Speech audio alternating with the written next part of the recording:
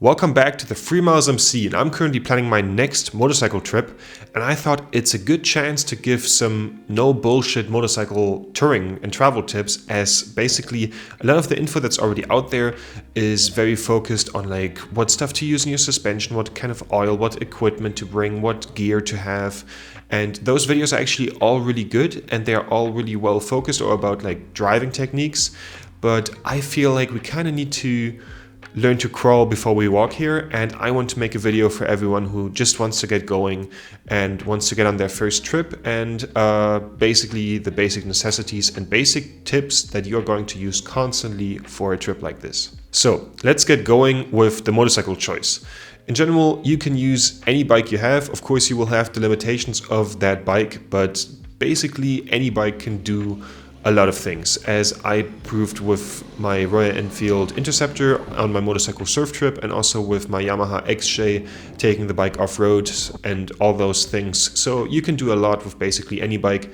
You just need to know the value of that motorcycle definitely will depreciate, but whatever you have in your garage works fine. If the bike is still in a condition where you get it regularly serviced for your warranty or something like that, definitely get that done, because you don't want to be forced to do that on the road.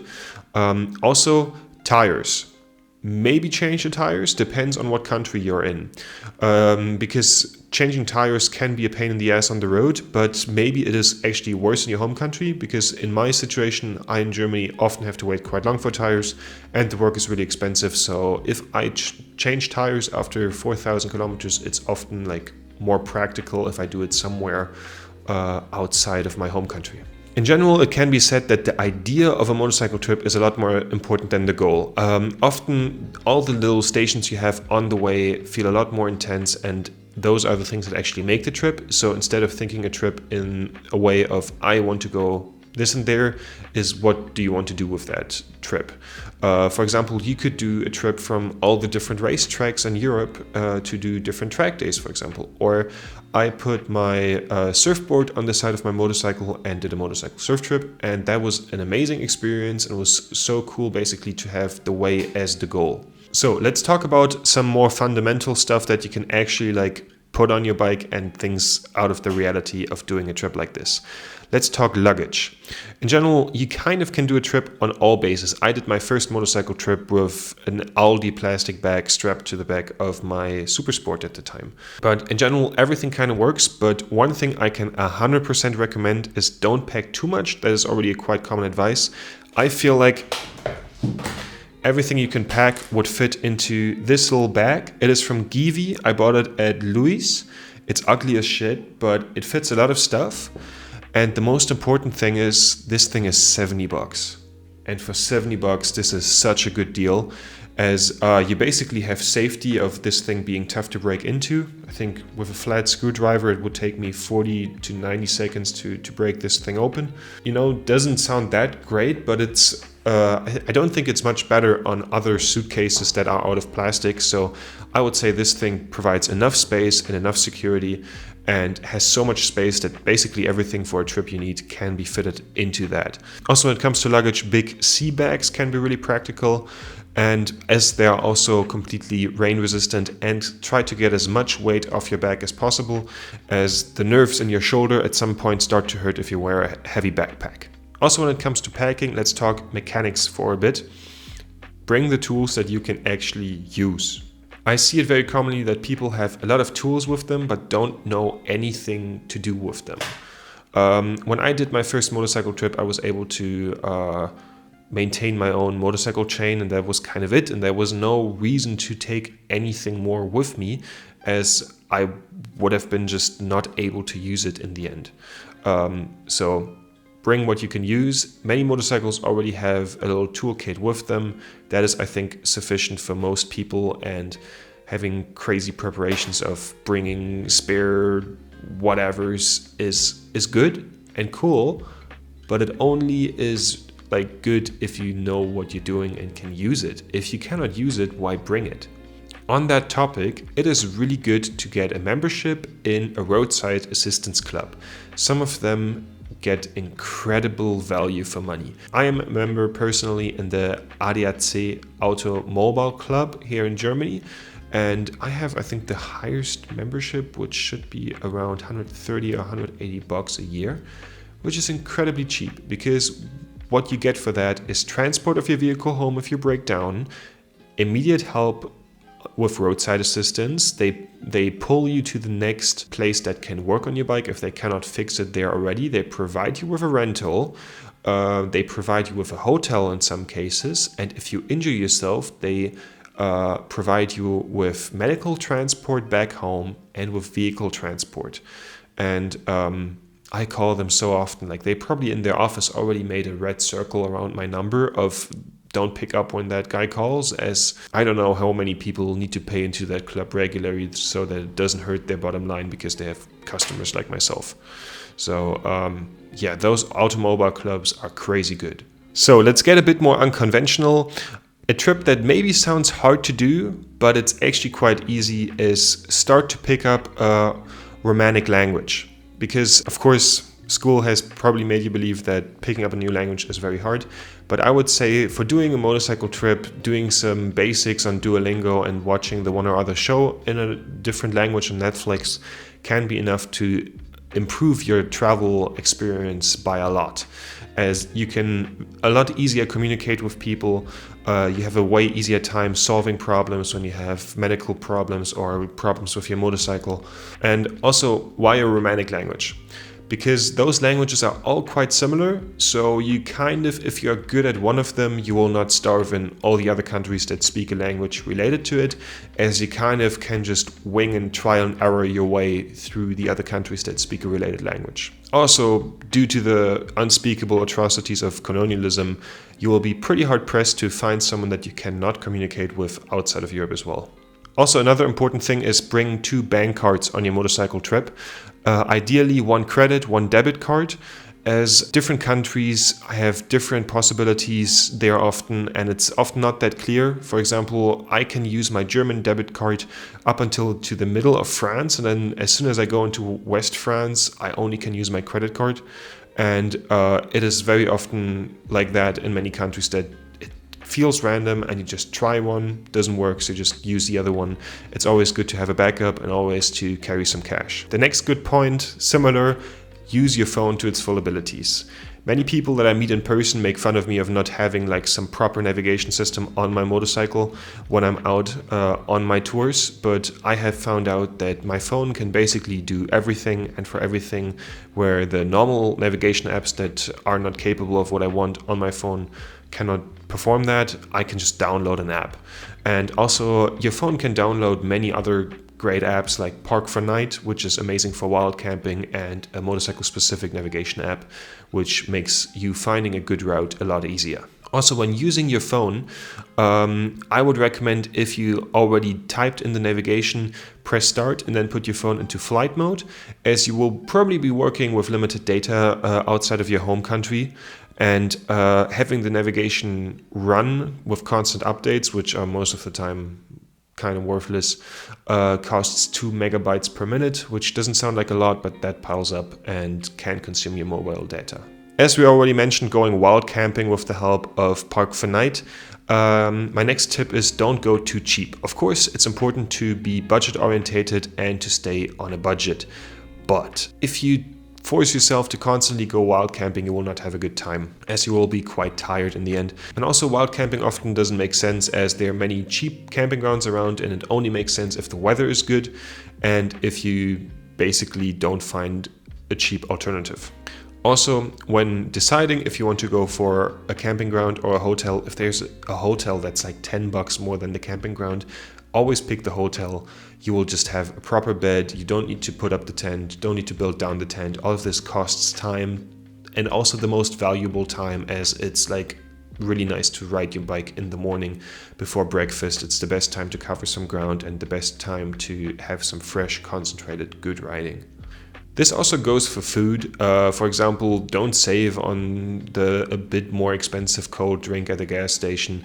You're there to enjoy your motorcycle trip. You probably worked very hard to have your vacation or your overtime to do this trip. And then the $3 that are of course overpriced for the cold Coca-Cola in Spain are maybe worth enjoying, and don't beat yourself up about it. It's important to enjoy the trip at the end. Of course, many people that do big motorcycle trips also want to take their bike off-road. If you're now a complete beginner, what are the few basics that you should know? So, in general, if you are off-road, of course, you will have less traction. That is the case in acceleration and also in deceleration. So if you brake, don't go too hard on the front brake, as if that one locks up, you're basically on the ground. And do the main braking with the rear brake, as it's a lot safer and you can still control the bike in a slide. When encountering sand or very loose terrain that makes your handlebars wiggle, that can be solved in a very counterintuitive way. The instinct is to, oh no, something is going wrong, I have to brake, I have to go slower. That actually makes the problem worse in many cases, especially with deep sand. If you encounter deep sand and your handlebars start to wiggle, just go onto the gas and will stabilize the bike. I know it's quite hard to do, and even if you know this, sometimes you mess it up and you crash, like I did here.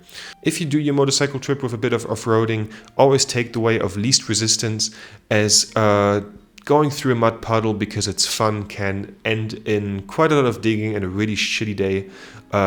So you still have enough fun, most definitely, with just going the way of least resistance, but you will be safer and will not potentially break your bike, your body, or the whole trip in the end. My next tip for beginners is don't go where influencers go, because people that make these YouTube videos where they travel to places like I do myself, also don't go to the places where I go, do that because they of course enjoy the trip, but they also want to make engaging content. And engaging, adventurous content does not always particularly lead to fun motorcycle trips. This is mainly down to the fact that travel, which people are mostly interested in, and vacation are not the same. So, for example, if you have a look at my most recent big Iceland film, which is an incredibly cool film, I loved making it, I love watching it myself. You should watch it too, not many people have seen it yet. That is a great movie that really gets you in the mood to go to Iceland. Is it fun being in Iceland on your motorcycle? No, it's not. I mean, it is in retrospect, and I enjoyed my trip, but would I advise anyone to go there? Probably not. If you just have your vacation and want to do a motorcycle trip, I think it's just a lot more enjoyable to go for an easy route. Just fly to Mallorca, rent yourself a Harley-Davidson Sportster for $80, go around the island, enjoy views that rival South Africa for a week, and go home. And you will have spent very little money, very little trouble, and all was just nice riding through amazing curves with beautiful views and exploring a Spanish island. It sounds, for a start into motorcycle touring and motorcycle travel, a lot more fun, to be honest. Also, many of the different places you see in motorcycle travel videos are quite filled. As you see here, I visited this waterfall in Iceland and it was super crowded, and it leads to a very mixed experience. Usually it's fine when there are a lot of people, but it just isn't that great if everyone is just there to take one picture. This kind of one picture Instagram tourism can be a bit depressing, so I would kind of walk around it and orientate your tour onto sites that are maybe a bit off the mainstream. And also, when it comes to sightseeing, doing a bit of sightseeing is pretty cool, but don't overdo it in big towns, as big towns in full motorcycle gear and everything can be a bit annoying. So next, some health related tips that you definitely should have a look at. Before your big motorcycle trip, you should go to the dentist, because it's a really shitty surprise to get pain in your teeth on your trip, and it's good to have stuff like that checked beforehand. Also, when going on your big motorcycle trip, definitely take a little walk every 1.5 to 2 hours, because the knee angle when sitting on a motorcycle is really unhealthy for your blood circulation. This is already bad in an office chair or on in a car, but it's especially bad on a motorcycle.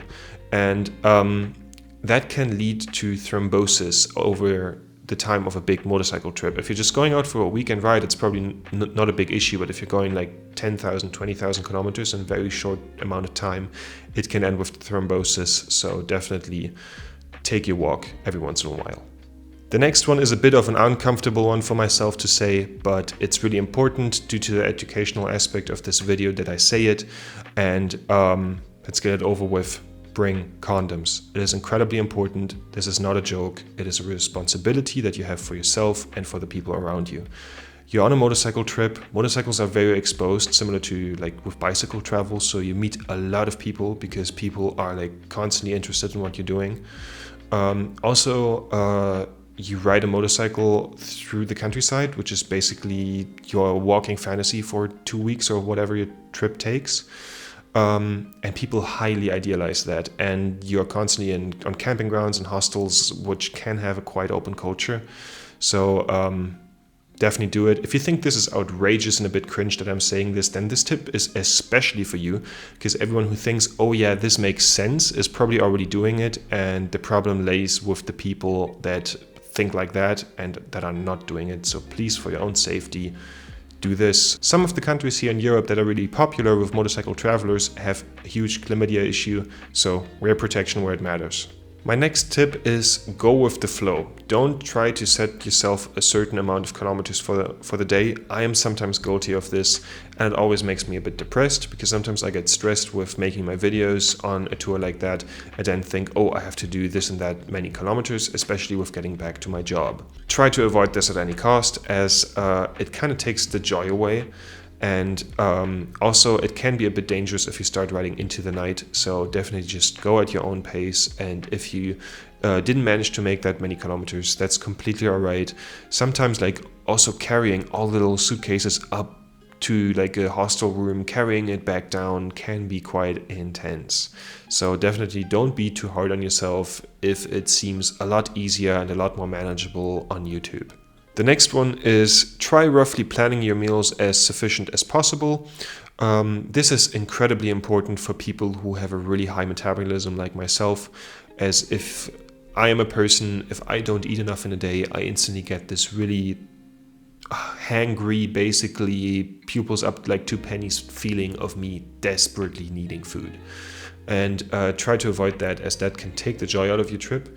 And it sometimes can be a challenge, as either you have to prepare your own meals with a camping cooker and everything, and that can be a hassle, or you need to organize food somewhere in an okayish cheap way. I know many people just go by skipping one meal during motorcycle trips most of the time.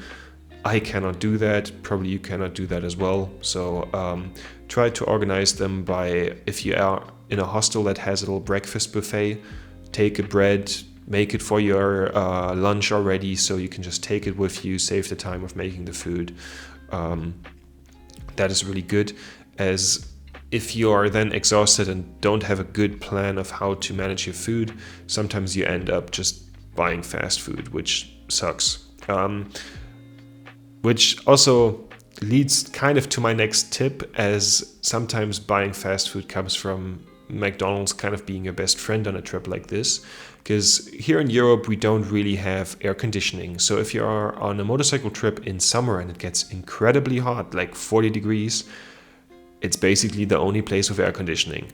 And also it's the only place with reliably clean toilets, which especially with wild camping can be a blessing, with Wi-Fi that you can have for a coffee, with internet cafes basically being extinct. And I often use like McDonald's for editing. I just get myself a coffee, do some of my work, and am able to relax a bit in an air-conditioned environment. And if you're constantly on the road and in all the gear, that can actually be very helpful to know that there is a place where you have a good restroom and can have some Wi-Fi and have a climatized room. Actually, sometimes when I'm on my trip and already built up my tent and I want to do some relaxing, I just drive there, get myself a very cheap coffee, sit down, watch some Netflix, and actually relax for a bit or do some work.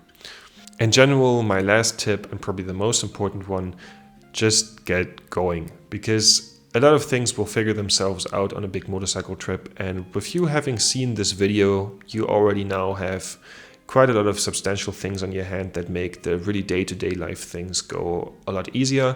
I basically did all my motorcycle trips without really watching any videos beforehand of how I should do it, as I rather do stuff than watch people do stuff. So you can just wing it with a lot of things, but at the same time, you need to be rational when doing it like this. Realize that you don't know really what you're doing and approach things from that angle of slowly learning, instead of getting too much out of your comfort zone. I hope that these simple motorcycle travel tips helped you quite a lot. Maybe I do a second part of this as I'm currently preparing my next motorcycle trip. And see you guys in the next video.